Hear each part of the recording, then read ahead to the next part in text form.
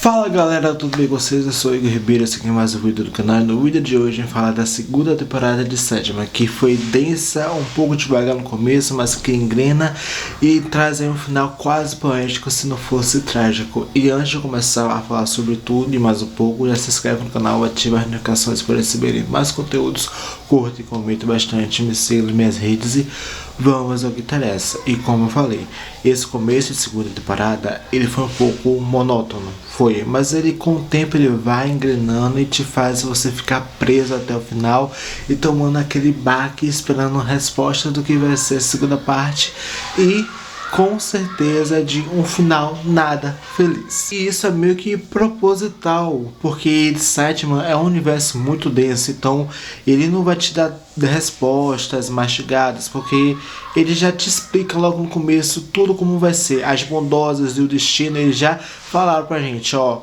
reinos vão quebrar, vão ruir e pessoas vão morrer e famílias vão acabar se destroçando de alguma forma, direta ou indiretamente, por conta desse personagem. E a partir daqui a ele só vê a jornada do Sandman até o seu fatídico fim. E aí a gente tem poesia, a gente tem filosofia, a gente tem um existencialismo formidável que só faz você se encantar e querer muito mais de Sandman, mesmo você sabendo que não vai ter mais. Eu queria muito, porque foram muitas falas, muitos monólogos que fizeram sentido e realmente me fazem refletir muito sobre minha vida, sobre todas as coisas. Eu quero muito mais de Sandman, mas a gente não vai ter, infelizmente. E essa temporada ela focou muito nesse karma do Sandman, a coisa de que ele precisa fechar ciclos para poder seguir em frente, porque você vê que é um personagem que sempre se martiriza por todas as escolhas que ele faz, por toda a impossibilidade que esse personagem tomou ao longo do tempo até chegar aqui e não ter fechado eles. Causa o problema ainda maior, que se volta contra ele, e agora ou ele paga o preço a cada passo que ele dá para resolver eles, ou ele morre sem nem ter tentado. No entanto que a gente tem todo esse preparativo aí com outras motivações à parte, e é muito interessante a gente pensar nesse preparativo, porque ele tem um grande spoiler aí sobre a relação do bebê com o próprio Sandman. Não vou falar, porque isso faz parte do final e vocês têm que assistir o final, porque faz muito sentido essa relação do pequeno com o personagem, que ainda tem uma correlação com a fala que ele citou no começo: o sonhar vai resistir mesmo que ele não resista. Então essa conexão aí tá tão bem amarrada que quando você vê o final você fala assim: uau, esse cara foi estratégico do começo ao fim e fez todo sentido essa jornada de novos começos que ele tinha que fazer para até chegar a esse momento. Vocês vão ver. Eu devo confessar a vocês que eu esperava muito mais dessa segunda grande luta do Sandman com o Lúcifer, mas eu recebi um monólogo, nossa senhora, que eu não estava nem preparado. Essa perspectiva do próprio Senhor do Inferno quanto ao que os humanos pensam dele, que na verdade é uma justificativa para validar suas falhas e não simplesmente por ele agir, porque ele não tá nem aí pros humanos, tipo, ah tá, mais um, pode ir, pode seguir aqui. E é isso, é verdade.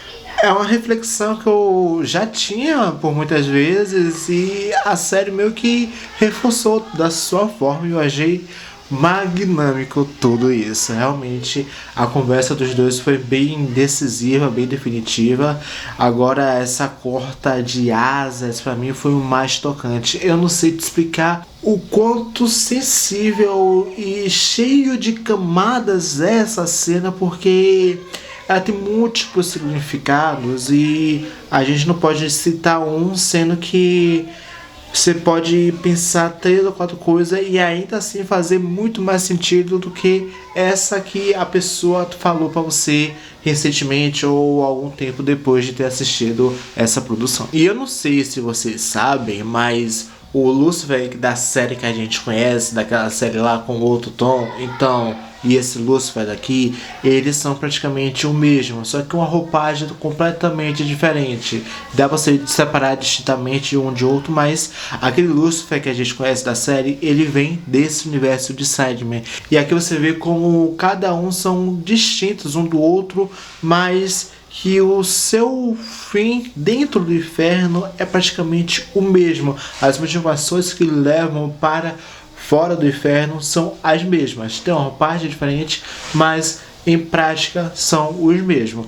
Claro que na série foca em algo único, próprio da jornada, da vida do Lúcifer, com o anjo, dentre outras coisas, algo mitológico que envolve o único, exclusivamente o universo dele, mas ainda assim você pode trazer para cá e ter um pouquinho de sentido, o verdadeiro significado da saída dele do inferno e ter sua vida relativamente normal. No primeiro momento a gente pensa que esse poderia ter sido o plano perfeito do Lúcifer, mas esse plano se voltou contra ele, até porque não teve nenhum ganhador, nenhum vencedor, porque no fim das contas os dois perderam de alguma forma.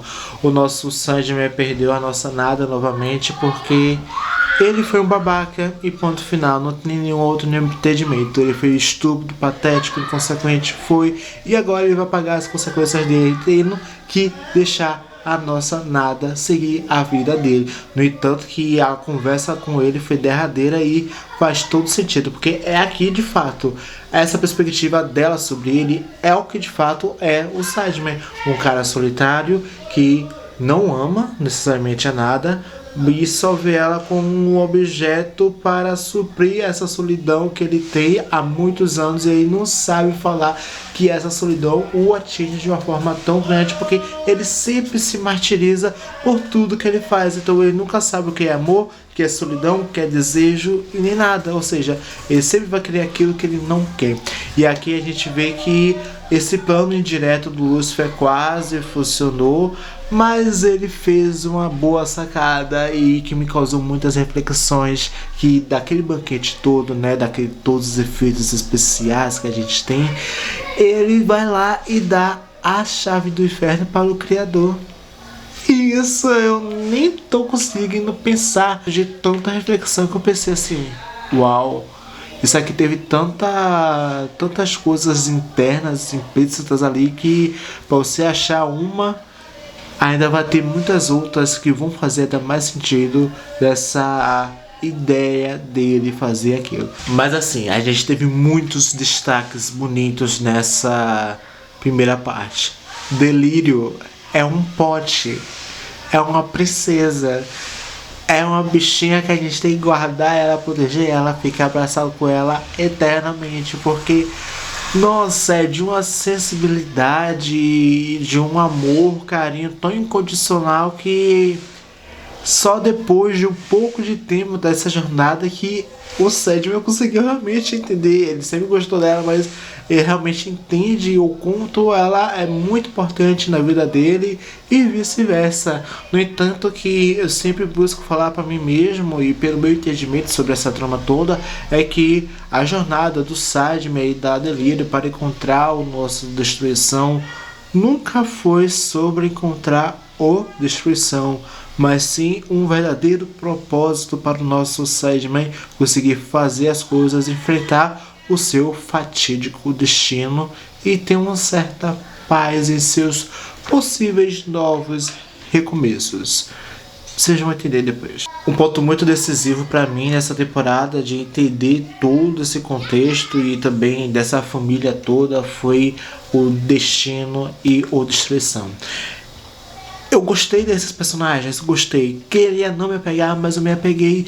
E é muito difícil você estar perto e ver distante, porque são dois personagens mais complexos, são signos perpétuos que mais sofrem por serem limitados. Ou seja, o destino ele não pode fazer nada, não pode falar nada, porque ele abre portas para outros caminhos que podem não ter nenhum significado na vida da pessoa ou de qualquer outro nesse mundo, criando aí bolsos temporais, dentre outras coisas. Imagine ele querer ajudar, mas ele não poder abrir a boca, porque se ele falar, ele muda seu destino e pode trazer mais tragédias do que ajudar em possíveis soluções. E aqui a gente tem o nosso Destruição, que é muito complexo, porque você vê ali naquele comecinho, né, antes de a gente chegar até ele diretamente, a gente consegue entender suas motivações, necessariamente por ter abdicado das suas funções, não porque ele quer, mas porque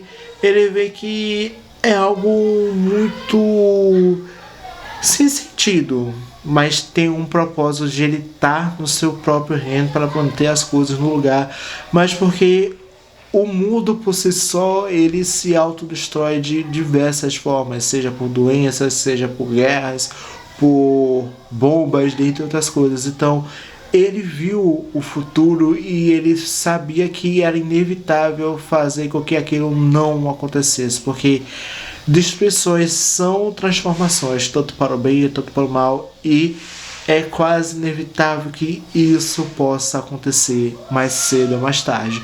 Se for mais cedo no tempo, pode ter reversão. Se for mais tarde, talvez possa ser impossível retomar o que poderia ter sido evitado de alguma certa forma. E foi muito triste você entender um personagem, né, que tinha tanto para dar e não poderia ter sido suficiente para o mundo. E agora a gente tem que falar desse pequeno grande personagem que é o Orfeu dentro da jornada do nosso Sandman. Gente, que história bonita e ao mesmo tempo tão trágica. É o clássico tragédia grega que a gente tanto ouve falar por aí. Então teve com base justamente nessas construções de histórias que foram inventadas, que a gente conhece tão bem quanto a gente gostaria de ter conhecido. E gente, eu não sei dizer a vocês, eu amei muito o Orfeu, eu queria guardar muito ele no pote, mas assim, eu acho que se o Orfeu conseguisse aceitar esse luto, essa perda tão prematura e precoce da sua amada, e não uma paixão séria e juvenil, as coisas poderiam ter sido encaminhadas melhor. Eu acho que até tem uma roupagem até um pouco melhor, até mesmo nessa relação de pai e filho que acabou, né, se dispersando por conta de uma ideia que ele cismou que ele deveria fazer e ele fez. Mas com toda essa jornada a gente consegue entender muito outras tantas coisas por trás de certos mitos, ou seja, o oráculo de Delfos na verdade é o oráculo de Orfeu, né? Não é aquela coisa, não, e foi o próprio Orfeu que inventou que ele era negócio de Apolo, né? Oráculo de Delfos, de um cara de coisa e tal, para poder, né, conseguir viver aquela loucura. Ou seja, é um bom criador de histórias e também um musicista gigantesco, maravilhoso, esplendoroso. Até porque a gente tem essa jornada dele dentro do submundo. A gente consegue entender um pouco dessa magnitude da ópera, que ainda não conseguiu entender o como a ópera funciona, enquanto esse canto lírico ele é tão poderoso. Aqui agora vocês conseguem entender. É isso que a ópera causa em nossos corações, é algo de dentro para fora, é emoção pura, é singela, é verdadeiro. E, meu Deus, não tem como não se emocionar. O seu choro vai junto ali, você não consegue controlar, porque é a emoção, é o sentimento. E nossa, e saber que isso é um dos grandes poderes do personagem é algo que torna tudo ainda muito mais interessante do que deveria ser. E seguindo esse acompanhamento do Orfeu, dessa jornada, a gente entende um certo que a gente acompanha muito nos clichês de romance, né? Se você olhar para trás, você vai desistir da sua jornada em frente, porque o que te prende não é necessariamente o que vai te impulsionar a fazer o seu futuro acontecer. Ele virou para trás, ele virou de certa forma imortal por ter ido até o final, mas ele perdeu a sua amada. E foi muito louco, porque esse momento todo nas HQs ele é muito mais emocionante, um pouco mais triste do que se parece, e ao mesmo tempo é muito singelo, porque a gente acaba acompanhando um pouco dessa conexão, o que afasta, o que une esses dois grandes personagens e o porquê um acaba sendo tão decisivo na jornada do outro. E foi muito interessante a gente poder enxergar isso através dessas cenas, e foi um final que me tocou muito. A gente ter essa coisa da ligação dos Constantine com o Sideman, e como, né, foi um ancestral em busca de um amor verdadeiro, ficou indo de tempos em tempos, criando aí um elo de amor verdadeiro que a gente não consegue explicar. E a dádiva da morte foi algo inexplicável. A gente tem essa última conversa do Sandman com o nosso Orfeu, e aqui é que faz toda a jornada desse personagem fazer sentido, porque a perda de um amor transforma as pessoas, e aqui era o que ele precisava ter feito há muito tempo, mas ele não poderia fazer até ter certeza de que isso realmente era necessário para ambos os dois, até porque a eternidade por Orfeu já estava chegando num limite angustiante que ele não conseguiria mais, né, suportar tamanha dor e tristeza e solidão por ficar parado. Então o Sideman foi lá e deu a cartada final, e eu não estava preparado para isso. A dor dessa cena, você vê finalmente, ou tristemente, né, falando, o nosso personagem desabar. Você vê toda a dor, todas aquelas palavras que não conseguiram ser ditas até hoje pelo personagem foram escancaradas através de todo esse sentimento que ele jogou para fora. E foi tragicamente poético ver o personagem vulnerável, mas não da forma como a gente pensa, mas como ele é, essa dor extravasada, sentida de verdade, pode dar mais uma força para ele poder seguir em frente e tomar o rumo que ele precisava para sua própria vida ou nova eternidade. E eu não sei se vocês sabem, mas aquele laço, aquele cachecol bem trabalhado, construído e tal, é do Orfeu. Não é de nenhum outro que já tenha passado, não. É do Orfeu. Aquele cachecol ali, tá demorando ali, ó. É dele. E aqui é uma ideia um pouco mais humanizada de como as bondosas realmente funcionam e faz suas próprias linhas se tecerem. Então, foi uma coisa assim para entender o propósito delas, mesmo você tendo o pé atrás com tudo aquilo, e não esperar que o seu seja tão grande quanto foi o do Orfeu. E agora a trama só vai ladeira abaixo, só dor, sofrimento, destreza e vida que segue, e acompanhar esse fim não tão desejado, mas que foi esperado e tem que acontecer assim.